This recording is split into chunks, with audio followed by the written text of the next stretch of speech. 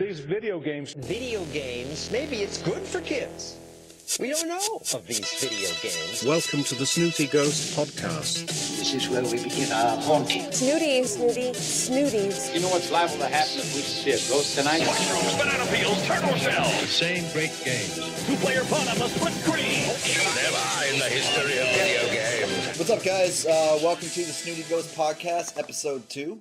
Yeah, it feels... Welcome back. Feels kind of weird going back to low numbers with this new podcast. It is. At least we know which episode we're on here. Because IGU, we started off everyone like, is this episode 14? I don't know. Did we like... Give it time and we'll be doing the same thing with this one. I suspect so. With 2 podcasts going on, I'm sure that's going to be easy to mess up there. And I think Snooty's going to catch up to IGU pretty quick because we're doing these weekly and IGU is going back to sort of a monthly, maybe bi-weekly thing if something happens, right? So I think we'll probably catch up to episode 27 or 28 in like...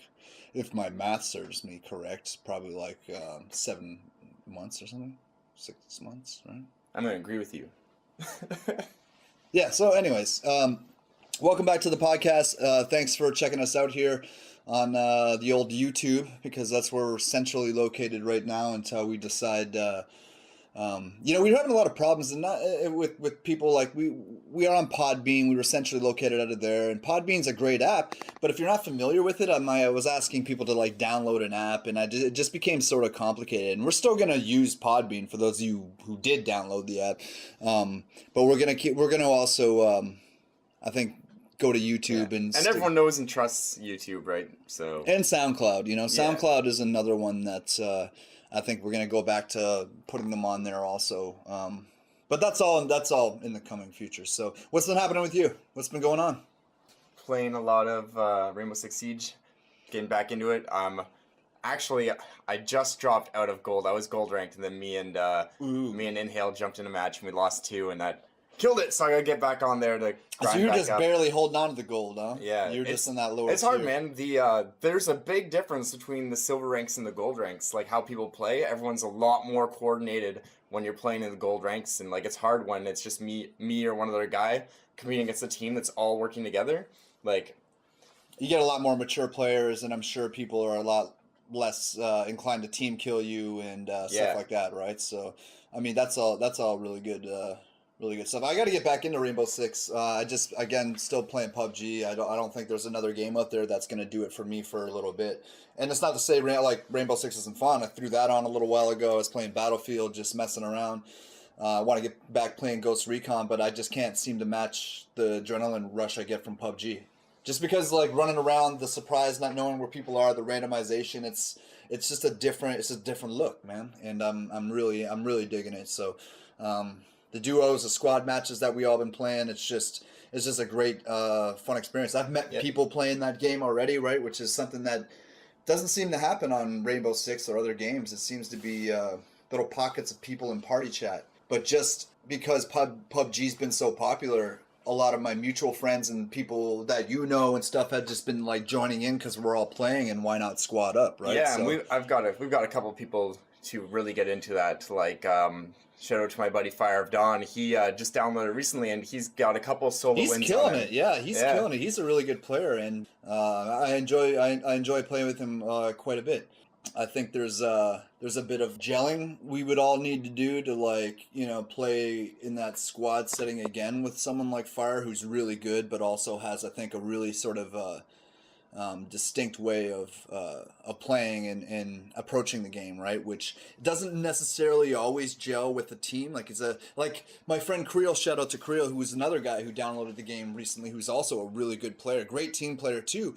But sometimes he lone wolfs a little bit, right? Mm-hmm. Sometimes we look over and he's 5 houses away, and we're like all agreed to stay together. And, he's like, well, everything will be okay. And 9 times out of 10, I'll agree with him. It is. And, I mean, it's good, proper risk-taking. But that time when he's down, I'm down, Yeah. I feel like I do that 3 too. blocks to get him. Yeah, I think I get a little cocky. I'm like, I can make it over there and back. And, like... We all know I've done it, yeah. So, I'm not too hard on any of them. But just such a great experience. And... it's inspiring to hear that you've had sort of similar experience, I guess, with Rainbow Six playing the gold with other gold ranks. You feel like you could make friends with people there that you're playing with?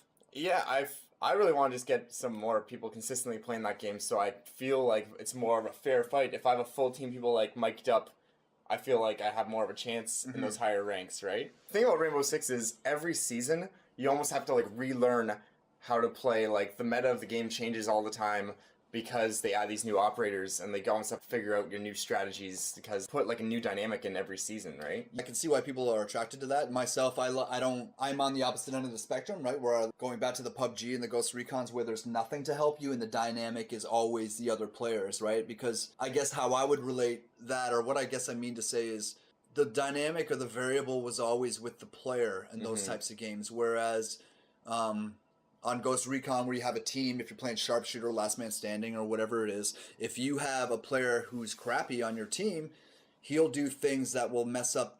When two real good teams who know the map are playing each other, there's certain things that, like, we used to have a term called noob spotted, which is like you'd be playing right against other high level people, and then some random guy who doesn't know would lay down in the middle of somewhere and he would shoot you, and you'd be like, why were you there? And like, no one would ever go there because it's you would get killed, right? But for whatever reason, because of that gap in play, it's like a variable. So to me, I think those are enough variables in some respects, but I like the idea of attempting to sort of switch up the dynamic so it doesn't get stale by adding new operators. Like, I definitely see the value there, but there's almost so much variability in player skill and player impulse and reaction that almost in itself is enough to make it interesting.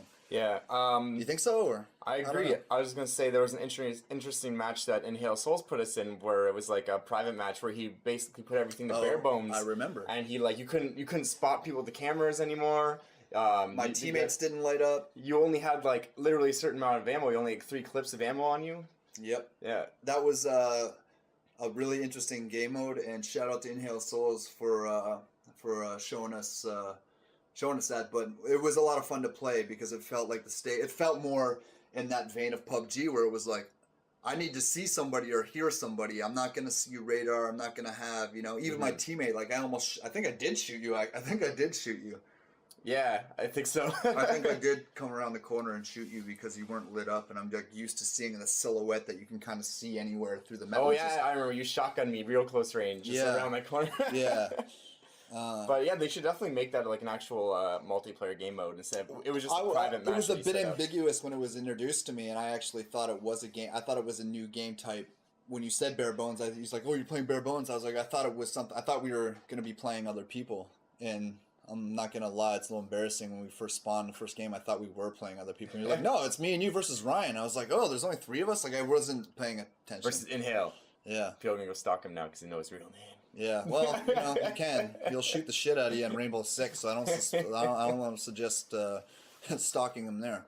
He's a good player. Yeah. He really is. He's consistently a good player. And man, the things that he pulls off, he's going to all over his skills right now, but he pulls off some crazy stuff with Blitz and that pistol. I see him like wipe a full team with it. I'm like, holy.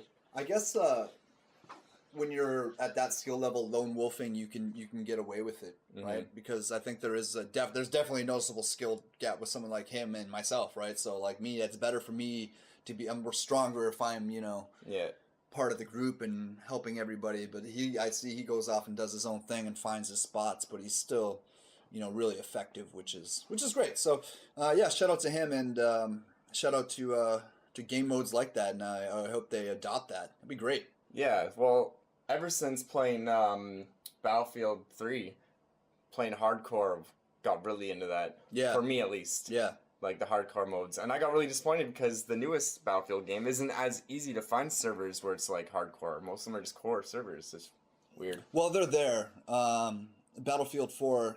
There's consistently in Rush, there's maybe 3 servers that are full, and then there's some ones that are dotted, which isn't a lot of players, I'll agree. But man, it's still such a fun game mode. I wish I guess there's just a lot of competition for other people to play. Yeah. So shout out to Battlefield. It's a great game. Yeah. Another game that's coming out that I've had my eye on for a while. I may have mentioned it on the podcast before, but is the new Jurassic World Evolution. Oh, you were talking about this. Yeah, the one that's going to be narrated by Jeff Goldblum. So Jeff Goldblum is narrating it. He's basically going to be your guide in the game, so it's not like he's like 2 seconds in it saying like everybody loves catchphrase, but he's actually like your guide. He'll like talk through as you're playing. A cool thing I heard about the game I hope he like treats you sardonically and like you know, kind of is always like passive aggressive and like gives you smart ass. I kind of think so because there was a little interview I watched him talking about it. Are you sure you want to go that way? Yeah, I think it is gonna be that kind of like feel for him, which is really cool.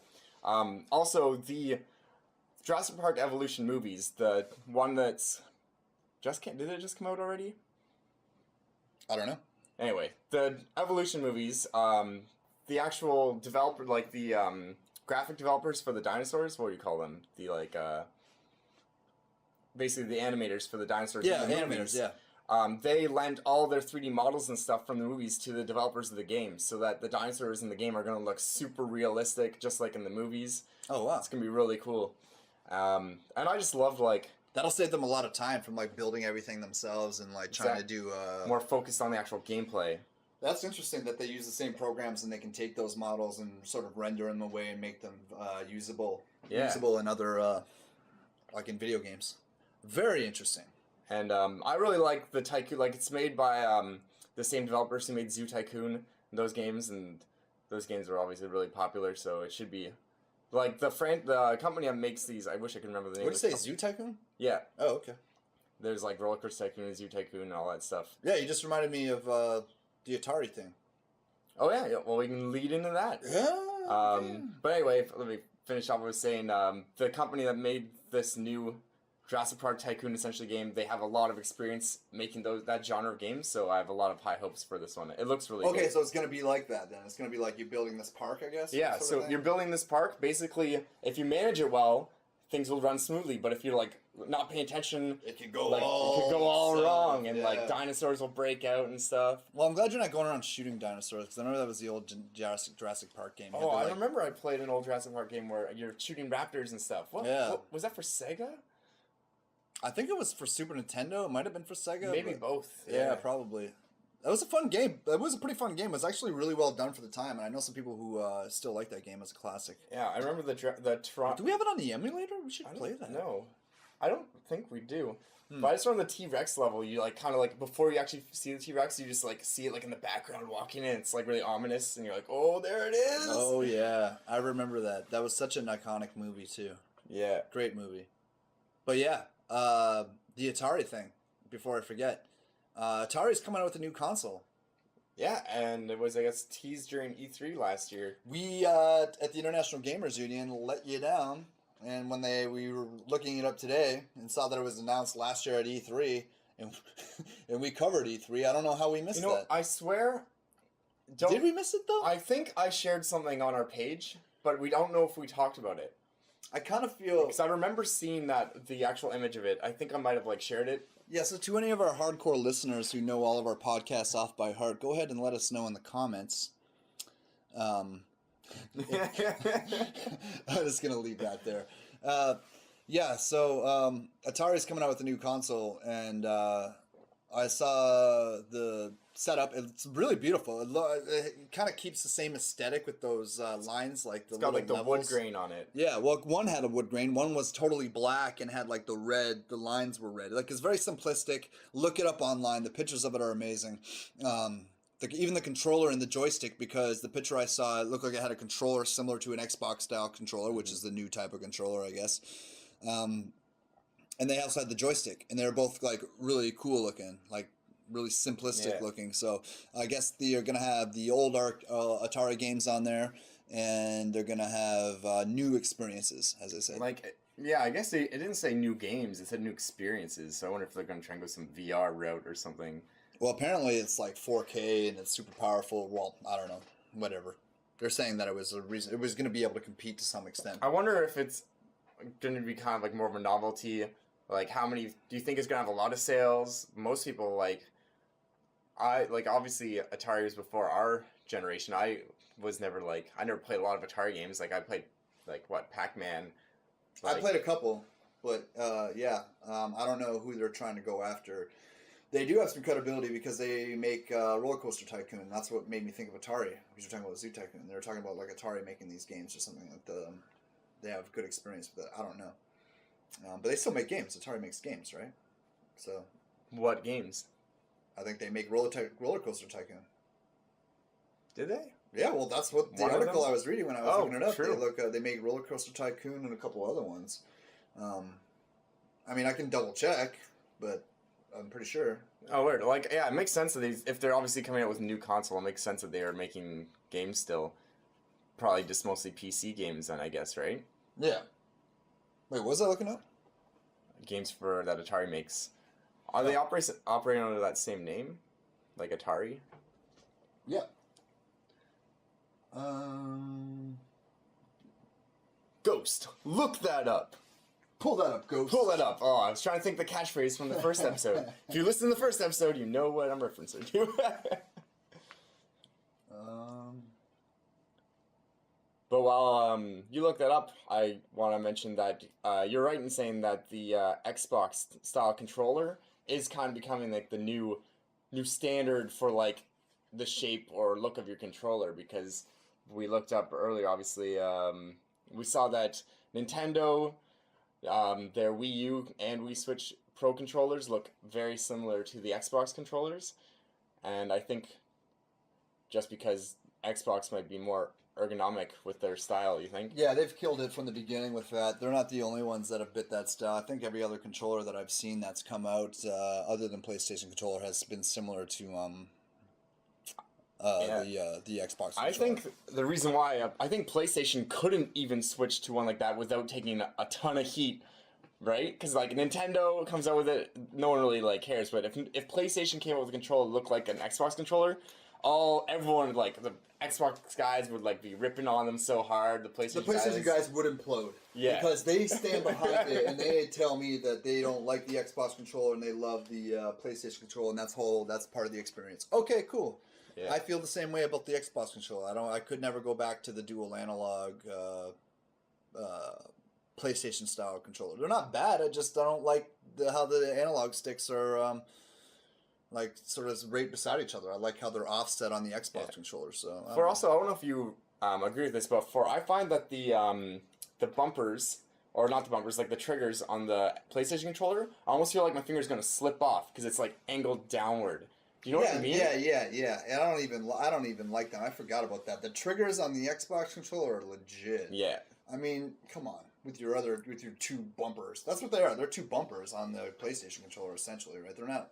Well, I guess they're triggery. They got a little bit of a trigger on them. Yeah, I just feel like they're kind of slanted. So where the Xbox ones, they kind of like have I don't know how I can word this, but there's kind of like a more reinforcement when you're pulling it down instead of like. If you play PlayStation, tell me if you like understand what I'm talking about. If not, then. And also, a good drinking game, if you play this again, is every time Snooty says like, take a drink. And if you make it through the whole podcast, it'll be very good. True. So, like, yeah. Say like a lot, man, when you're trying to explain things. Well, like, you know how it is. True. All right, so what else we got on the agenda here today? Well, we got some top fives, top fives, one top 10 and couple top fives.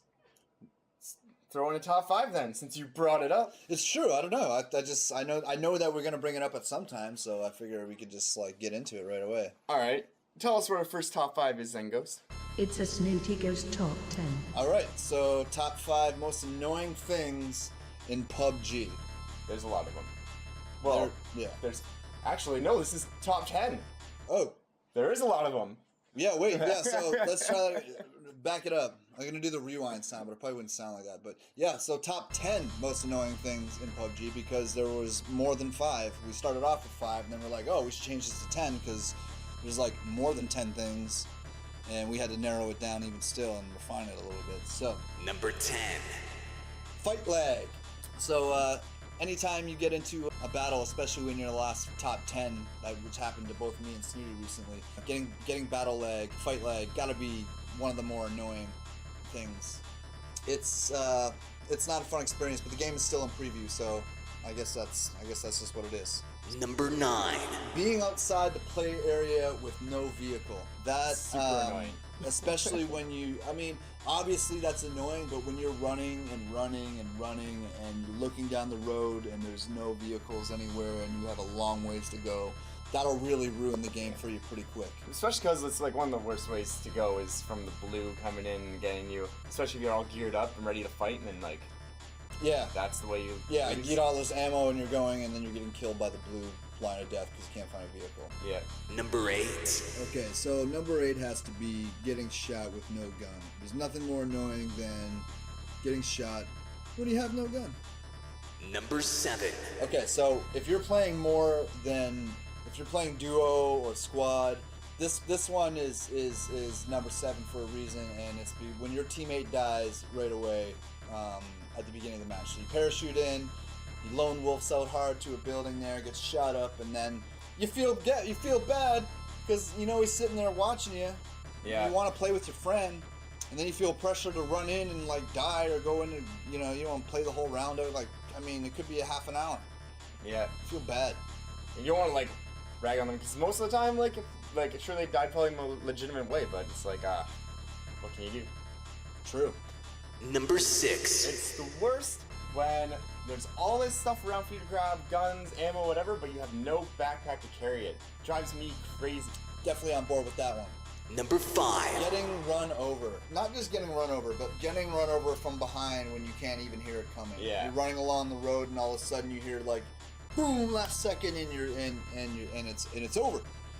That's very annoying. It happened a lot when I first got the game, before they updated it a lot, so it seems to be a little bit better now, but the way the sound is, it seems to be like 180 degrees in front of you, so anything behind you doesn't like even register a sound, so you have to be like kind of looking to the left or right a little bit to even catch a glimpse of the sound to even hear a vehicle. Yeah. So it's a good way to triangulate where sounds are coming from sometimes, but it's not really a good when you're getting run over by vehicles. Yeah, you could almost tie that in with having no vehicle because you're running through this huge field to get to the play area and just like 2 seconds later. Or you're running along the road looking for a vehicle, yeah, and then somebody just sees you and decides to make you roadkill. Yep. Number 4. Clothing drops. It has to be the most pointless, annoying thing about PUBG, in my opinion. Not that you have clothes, because customizing your clothes, like we spoke about this earlier, and make it like there's nothing. I don't mind customizing my clothes like in the pre-screen, but I don't care about camo pants and combat pants and striped shirts and big leather jackets. It would maybe be a little different if the clothing that you find on the ground in game, you can actually like customize on your guy later, but you can't. You can pick it up and wear it during that match, but then that's it. Yeah, I don't see a point. I think they could definitely get rid of that feature. It's annoying. It's always getting in the way, and I'm changing my shirt when I'm just trying to pick up a box of ammo. Yeah. Like, this pointless, man. I mean, let us customize ourselves in the beginning, and that's it. Right? I don't know. I agree. Yeah. Number 3. All right. So number 3 is finding ammo but no gun. Specifically, if you find a box of like 7.62 ammo, and you're really hoping there's a high caliber gun around, and you can't find the gun, just ammo. Yeah, that's very annoying. So finding a box of ammo with no gun beside it happens sometimes, and it's obviously annoying. I mean, some of these sound really obvious, right? I don't know. Like, yeah, of course that's annoying. Of course that's annoying, Ghost. That's why it's on the list. That's why it's on the list, exactly. Take that. Number 2. Alright, this one has happened to at least, I know a few people, me and my buddies, at least everybody, is getting stuck inside a rendering object. So basically what I mean is, when you first land, parachute in, a lot of the time the buildings aren't rendered, especially on Xbox because it's still in development. So you run into the building early, and all the furniture and what have you in the building isn't rendered, and all of a sudden you'll be like inside a staircase or like inside a box. We're stuck inside a wall. Yeah. We're stuck upstairs because they spawned something on the staircase and you weren't supposed to be up there, which was like one of my first experiences. I was like, how do I get down? There's nothing up here. So, yeah. So basically now I just wait outside the building for it to render and then run in, which is like pretty annoying. That's the safe way. Number 1. There it is, and number 1, dying on the motorcycle. Driving the motorcycle, and yes, I guess it makes sense, going 100 kilometers an hour, or like whatever that is in American. 60 miles an hour. Yeah, 60 miles per hour. Through a field, yeah, I mean, it's a high chance of wiping out. But it's annoying because you'll hit a little rock and it'll wipe you out and you're dead. Yeah. You're driving along, and won't sometimes even see it. sometimes you won't even see it. So I think that out of all the lists for me has to be by far the most annoying thing is driving the motorcycle and dying half the time. I mean, it's realistic. Yeah. But Jesus. There's times where a buddy of ours will get on motorcycle, be like, no, like, maybe let me drive, and then we end up dying anyway, or something. Yes, I think I was the one who said, let me drive, and I killed us. So, that's it, the PUBG top 10. The dirty top 10. Ooh, yeah. Not, these aren't all good things, but all the good things outweigh the bad things on there, so... Definitely it's not saying you shouldn't play the game, but these are things that you're definitely going to relate to if you played a lot of this game. So, do we want to jump into a top 5 now, or do you want to continue on? Let's jump right into the top 5, I guess. All right. So, the next one we got here is the top 5 games that have ruined friendships. Ooh, there's a lot of friendships that are ruined over video games in general, I think. Yeah, I think that there's been quite a few. The first one on the list has ruined a lot of friendships that haven't recovered to this day. I don't think any of the all these games, there's been friendships that have not recovered to this day. People grew apart, and this was the killer. They're still bitter about it. Number 5. Tecmo Bowl. I always say Techno Bowl. I don't know why. It's Tecmo Bowl. It's an old game for the NES, football game. And for those of you who don't know, it was very easy to glitch. Not glitch, but to get around the guys chasing other guys. There's a famous video of Bo Jackson being super fast and running around the whole... I think Family Guy spoofed it. We watched a clip of that also. But the Bo Jackson character for the LA Raiders on that game was faster than anybody else, and you could run around the whole field ridiculously. So that's gonna take the 5 spot for sure. That's definitely killed some friendships for sure. Number 4. In this next vein, in the same vein as that, an older game. These are gonna all be older games here, and these, they've made new friends. We hope they've made new friends since then. NHL 96 for the Sega Genesis. That game was another game that was like a one-on-one game you'd play with your friends, and the scores would be like 25-18. They would look like football scores because you could wrap around the goalie's net and score. Like there was obvious ways to glitch the goalie every time. So those games got super competitive. That's why it's number 4. Yeah, I feel people get really serious about their sports games too, so I can see why it made the list as well. Yeah, it's pretty close to it's pretty close to Tecmo Bowl. I mean, these are all sort of games you're going to play against each other, right? So that's why they've ruined friendships. I don't think anybody's getting mad that you got a high score. They're just mad that you beat them in direct competition, which is understandable. Number 3. This next one here is pretty close to me, because I remember always 1v1ing people in this, was the original Halo Combat Evolved. The first one, back when they had the Blood Gulch, if you remember that map, it was like an almost desert-looking map that was very symmetrical. So like all these games aren't like online games. These are the games that you like killed your friends on the couch with. Like before you played online, these are the games you invite your buddy over, and then you wouldn't want to come over anymore because you'd want to play this game and whoop his ass. Exactly. Yeah, Halo 1, there was a lot of that for sure. Yeah, I think also another reason why the teabagging was invented in the shooting games. You think teabagging came back before the online? I don't know. Oh. I don't know if I was teabagged before that. Maybe. I don't know when my first teabagging was. I know it happened. It was all a blur. Where were you when you were first teabagged? I was probably at home on my couch, I would hope, playing a video game, because I don't want to be teabagged in any other situation. So Number 2. I feel we can all relate to this one here. Yeah, I still don't talk to some people over this game. It's Mario Kart. Yes, Mario Kart was a friendship killer. Oh, for sure. Yeah. And screw you, Bill. But yeah, that's a friendship killer, especially people who knew how to play that game and take advantage of some of the dirty stuff you could do in that game. Yeah. I don't even know what I'm saying. Did you do dirty stuff? I don't know. Still getting nightmares from those red shells, man. Well, you know what the worst is? The green shells, because you can keep a green shell on you and you can like drop it behind right before you get hit. Yeah. So if you can get good hitting them with that, it's real annoying. Knock them off. You can get dirty with that game and start knocking people off the edges. And I was just thinking as I was talking, maybe that's just a maybe, you know, me and my friends were just like that. Maybe most people don't play Mario Kart like that. But thank you for co-signing and like letting us know that other people. Oh yeah, for sure. Do it like that too. In that game. Yeah. Number 1. All right, number 1. I don't think this will be a surprise to anybody, but we have 007. Top spot, man. GoldenEye. You gotta introduce the top. You gotta be like, not number 1. This is the top spot of all time. I think we're not building this up enough because the gap between number 1 here and number 2 is very, very big. This game right here is the number 1 friendship killer of all time. I'm sure many fistfights happened over this game, and yeah, ready? What is it? What do you think it is out there, people? I almost said that to Snooty, and he's like, "Dude, I know. What are you talking about, idiot?" It's GoldenEye for Nintendo 64. So anybody who's played that game knows. That's like the number 1 game to go and just get your friends together and see who's the best, basically. Yeah, and if everybody was super passionate about it, it definitely got heated, and people got mad and butthurt and, you know, didn't want to, you know. Yeah. So. I remember there was fights just because someone chose Oddjob, and it's like, dude. Yeah, well, Oddjob was, we had a rule there was no Oddjob because he was too small. And he looked weird. The friggin' gun was bigger than him. Yeah. He's running out there with this big gun sticking out. It looked like I don't know, but didn't look good. Yeah, it's definitely for some friendships have been ruined by that. Deserved.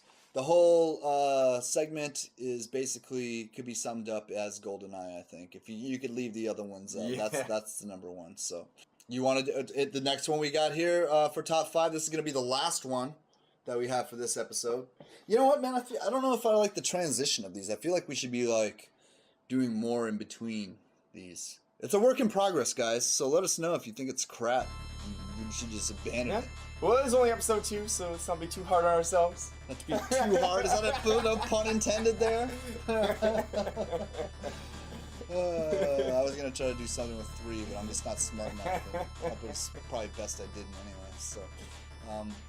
So yeah, continuing on with the whole top 5, top 10s, we have top 5 most overpower weapons or OP weapons in video games of all time. Of all time. Ever. Yeah, not the future. Number 5. So looking at number 5, this is actually a more recent game. Mm-hmm. And the OP weapon will be Cavier's pistol from Rainbow Six. If you guys are familiar.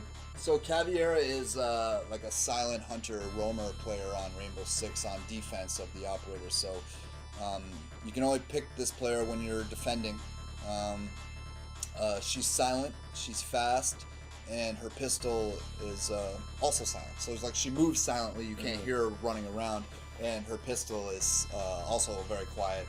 And that pistol will down you just about every time. I said it's basically one shot it downs you. Snooty says it's not, but I'm pretty sure, I feel like it's like one shot. The thing with this pistol is, it's a semi-auto pistol, but it fires fully automatic. It's like a Glock 18. You can pull that trigger. It's way too quick. Yeah, maybe that's why I think it's one shot, because they're just dumping 4 or 5 down at me. And it always downs you, even if they get headshots, it'll down you because her whole thing is that she can interrogate you and reveal the rest of your team. Yeah, that's true. But so it never kills you, but it's super crazy. Definitely deserves a spot as one of the most OP weapons in video games. I hate it. I hate Caviar. I'm always looking for her.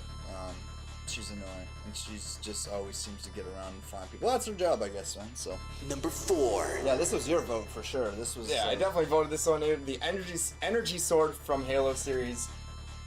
Man, I've seen some people go on some crazy kill streaks with this sword.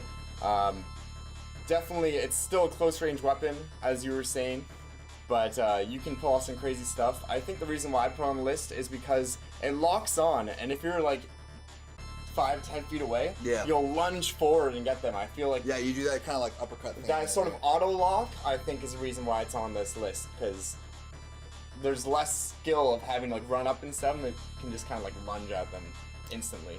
Yeah, I think doing that more than once or twice in the game does require a lot of skill. So I remember when we talked about this, I do think it's an OP weapon combined with that lock. I do think that you have to be a certain level of player to be able to use that in a way, not as just a novelty here and there when you have it, like to be able to play all around with that and get kills. Like the kill, I know it's possible, but those guys are usually pretty good. Like it takes a little bit of skill to get. You can't run in like an idiot. That's true. No, and it's not like the some of the other weapons on our list here that if you just have it and you're a boss right away. Like you kind of have to have a little bit of skill with the energy sword. I think. Yeah, which brings us. Like being able to get close enough without getting killed in that thing. Like obviously you can get somebody from behind or whatever, but if you're in a battle and you're fighting multiple things from multiple angles, being not to be able to get hit, get close, and get more than one person consistently, I think takes a little bit of like skill and plotting and planning. But that was my point on that. Number 3. And that brings us to this one, which definitely doesn't require much skill, would be the ray gun from Call of Duty Black Ops, which is basically a one-shot kill. It would be. I'm not familiar with this gun. I didn't play a lot of Black Ops, so I don't really remember. It's or I don't. Basically a one-shot kill gun. The only like downside to it is it has like a slow fire rate, but other than that, it's stupid. So no matter where you hit them in the toe and they're down. Yeah. 100%. I never liked weapons like that. I always thought like it gets a little morbid when you think about it. But I was just gonna say if you shoot him in the leg, his leg should get blown off, and he should be incapacitated, trying to hobble around and shoot you. I think the Sniper series. Have you played those games? Sniper 3 and stuff? I think that series, wherever you shoot them, it like breaks their arm or like break their leg off and stuff. Yeah, but that's just against AI. That's not against. No, yeah, that's right. It's a single player campaign. But it'd be cool if it was like if you got shot in an arm, and you had to go. Like, you couldn't use that arm, so you're going to have to find some place to rest your rifle upon. Or if you got shot in the leg, you're not mobile, depending on how bad the injury is. If you got shot, Yeah. It would work well in, like... But you can't sit down. It would work well in, like, Battlefield or something, where you already can die really quick, so if you manage to survive with that wound, then you gotta, like, deal with it. Yeah, I don't like casual, regular mode, like, on Battlefield, where your energy, like, responds and shit, and, like, I feel like that's ridiculous. I don't like... that you can heal people either. I don't like that's like, oh, I can just give you this magic and those 6 AK rounds you took to the face, they're good. It's true. So, but, okay. Number 2. Alright, so you're all probably familiar with this one, and that would be the knife from Call of Duty. Yeah, that's pretty epic, that knife there. That guy would slice through your backpack and you'd be friggin' dead right away. Instantly. Yeah. Like, it's more efficient than any gun. Yes, if who's the dude? Jason from Friday the 13th had that, he would kill a lot more people. Yeah. He was a big slicer chopper, and this thing was a pretty slicey. Pretty slicey. Like it was never. I don't know. Can literally cut someone in the leg with this knife and insta kill them. Yeah, that's true. I always think of Battlefield. I like the way they did the knife better, where you come up and you kind of like roll because that you can see. Oh, that guy clearly got stabbed in the neck. He's dead. It's so weird, video games, the way we're talking right now. Yeah. I'm just like, it's so cool how you just, like, look him in the eye and stab him in the fucking chest. I don't want to say it. Like, I'm trying to form the words. I'm like, is there a better way to say that? It sounds kind of messed up. But they did do a better job executing that type of bad choice of words, but it did a good job. It did a good job creating that sort of realistic knife usage, so, yeah. All right. Number 1. Most OP gun in video game history, which is kind of funny because we already had a top 5 with this game on there, would be the golden gun from GoldenEye. Oh, the winner of the last one. Yes. The one that ruined friendships. And this is the gun behind it that ruined friendships. If you're familiar, this gun... Oh, wait, because you couldn't get this gun in the multiplayer, though, could you? Yes. I don't remember. Yeah, there was one setting called Golden Guns. Oh, yeah, that's right. Because we always used to play License to Kill, where it was one shot no matter where you got hit. That was like... That was a lot of fun, actually. But this gun, if you aren't familiar, is modeled after... in the movie Man with the Golden Gun with Roger Moore, it's based on the villain's gun, which was this golden pistol. It looked really cool. In the game, they made it a one-shot kill. You felt really badass when you had it. Was the pistol just gold-plated, I guess, right? In the movie? Well, I'm just wondering, like, in general. Well, I don't know. In the movie, I'm imagining that, like, it was probably just gold-plated, right? Yeah, well, it couldn't be pure gold. The thing would freaking deform in your hands while you're trying to shoot. One shot in the barrel just blow off. Be real heavy. Yeah, it would probably be real heavy, too. Not straight. Yeah, one shot, the barrel would probably warp. Gold soft. But, yeah, that gun is obviously super OP. Anything that's one-shot kill, and that one had quick fire rate and everything. The only thing about that game was you had to be really good with aiming, because if you remember, it was just we didn't have the dual analog sticks. So when I tried when I tried to play GoldenEye recently, it's like hard for me because I'm so used to being able to have the two different directionals. Yeah, you use the analog with your left, you use the strafe with your right, and then you have your triggers, right? So. Yeah, but it's not the same as using one for your. No, you're right. You know what I mean? 100%. Yep. So, what do you think about asking some of our viewers what our next top 5 should be? Because we're like thinking of them. So like, yeah, that's a good idea. Maybe we could like say, you know, what do you guys want to hear? Top 5, you know, the top 5, whatever. Let us know, and we'll do some research, and we'll let you know what we think. Yeah. And we'll give you a shout out, obviously. But the main thing is, like, let's get some ideas from our listeners and see what kind of top 5s they want to hear. And be interesting. Don't be afraid to get weird with it, people. I don't mind. I'll look it up. I don't care what my Google history search says for the most part. Clearly. As long as I don't have to show anybody. Maybe I do care a little bit. Just kidding, folks. Yeah. So if you die tomorrow, I'll be sure to come over here and delete your history for you. Thank you, man. That's a real bro move right there. Come over and delete my browsing history. I really appreciate it. But I'm not before I look through it myself to see what kind of weird shit you're into. I think that's a good trade-off. I think that's a really fair trade-off, folks. So yeah, let us know what you guys think about some top 5s coming up. Send us a message, private message, Facebook, whatever. If you know me personally, send me a text. We're just interested to hear what you guys think. Yeah. You got anything else for us? I just wanted to mention a couple things. One, I heard some rumors go around about how Destiny 2, that game was super big a few months back. Everyone was playing it. Like most games, their player base drops in the first few months. They obviously had millions of players, so don't feel too bad for them. But their next DLC apparently is going to have some big changes to the game, new game modes to kind of bring players back. I actually have that game and I haven't touched it in months, so I don't know. Depending on what it is, it might draw me back or not. Chances are, I don't know. I'm kind of playing like Sea of Thieves, and even that game, I'm waiting for them to release the DLC because they've said some big things about adding new game modes to that I'm interested in. So, but it's interesting how obviously some games hold the test of time longer than others, right?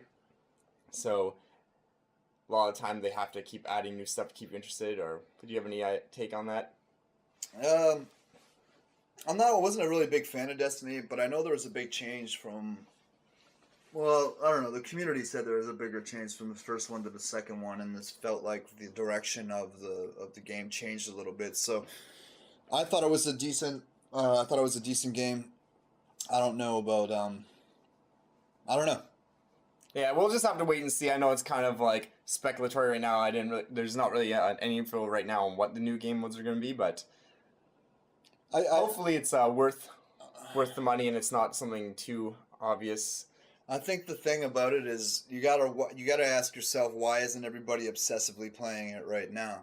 Like, why didn't they play? And not like, I'm going to add a new game mode. Like, oh, man, did you hear they got a new game mode? That's only going to appease, really, the people. It might bring a couple people... Who are already playing it, yeah. It might bring a couple people back out of curiosity, but if they already don't like the hitbox sensitivity or they don't like whatever, I don't see that bringing them back. So I think what they really need to do is more of, like, public relations and reach out and be, like, yo, we know you didn't like it. We know we might have took a left turn.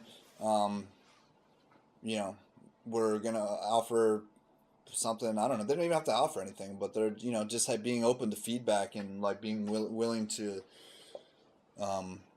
put the artists who make the game, a little bit of whoever's making some of the decisions, their ego in check and, fix some of the issues. And I feel the same way, I don't know. A lot of games have that. So hopefully they get it sorted out. Yes, yeah. I agree. He agrees. He agrees, everybody. I do agree. And the last thing I just want to ask you about was your opinions. I know you've been playing a lot of this new Hitman game. I was wondering if you wanted to mention that, because I don't think I heard you talk about it on the podcast. I think we did, though. Did we? Yeah. Well, do you have an update? Because professional mode's a heck of a lot harder to do. But no, I still haven't unlocked the rest of the maps yet because I'm too broke to do it. All right, well, maybe we'll get an update. That's your fault for not donating to our cause. Yeah, donate some money so that Ghost can buy the full version of Hitman. Yes, and if you donate enough money, I don't have to work anymore. So just, You might have to donate a lot of money for that. Yeah, I'd probably go through a lot of it. No, I don't think I'd want to do that. It'd be cool to have this as a job, like to do podcasts all the time and be paid but it doesn't take up that much. Like, it's just a fun thing to do for a couple hours a week. Like, what the heck would I do with the rest of my time, right? Like, I'd probably find something else to be working on. I wouldn't be just like, I just do this podcast. Oh, yeah, like, even if sure. I made like $1 million an episode, I wouldn't be like. Well, even we're obviously not getting paid for this. We still have plans to expand and do bigger things for you guys. I'm getting paid. What? Just kidding. Better be. Yeah, no one's paying me. I get paid in the rewards of views from my. I almost said fans. That sounds a little pretentious. I don't have any fans, but I like that people listen to the show sometimes, and it's whatever, man. So, but yeah, what were you gonna say before we get weird? I was gonna say that it doesn't matter about whether or not we're getting paid. We're still gonna keep bringing you guys new content, new stuff. So yeah, because it's fun to do, and I know there's a lot of other gamers out there that are in the same vein as us. We don't want nothing from nobody, and if you like it, I mean, listen. If you don't like it, then don't listen. Man. There's a million other podcasts you could listen to if you don't like ours, and we encourage you to expand your knowledge and expand your mindset. And always be open to new ideas, and you'll hear a few of them here on this podcast, and probably a lot of other places too if you're looking in the right place. So it seems like a very good place to tie that up. Yeah, I agree. And tie it up. Thanks for end it up. I don't know. End it up. Finish it up. What was I trying to say? Tie it up. So tie it up. Was that a good way to end it? I don't know. It's really a good place to tie this all up. So tie it all up. I don't know. Man, I don't know. Sorry if I just ruined it. Whatever it was, I just ruined the smooth sign off of that. So. But thanks, guys, for listening. This is our second Snooty Ghost podcast. Thanks, guys and gals. Sorry, I meant guys in definitely in a gender neutral way. It's like guys, gals, non-gender specific. Wait, what's the other one? That cisgender. Everybody out there, whatever gender. You say what the other one? There's a lot of other ones, I think. Whatever you are out there and want to be, we're okay with it. So yeah, thanks again for listening. Check us out. We're gonna be all your regular spots: Twitter, Facebook. Yep. And we'll see you on Reddit. See you on Reddit, guys. I don't know. So yeah. Well, Reddit's a good place to get information too. So, anyways, folks, thanks again for listening, and check us out. We'll be back next week with another episode. So let us know about those top fives. Anything you want to hear? Let's get some suggestions in from our people. All right, guys. Later. Peace.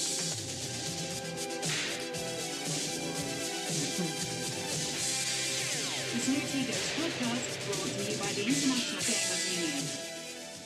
You've reached a checkpoint.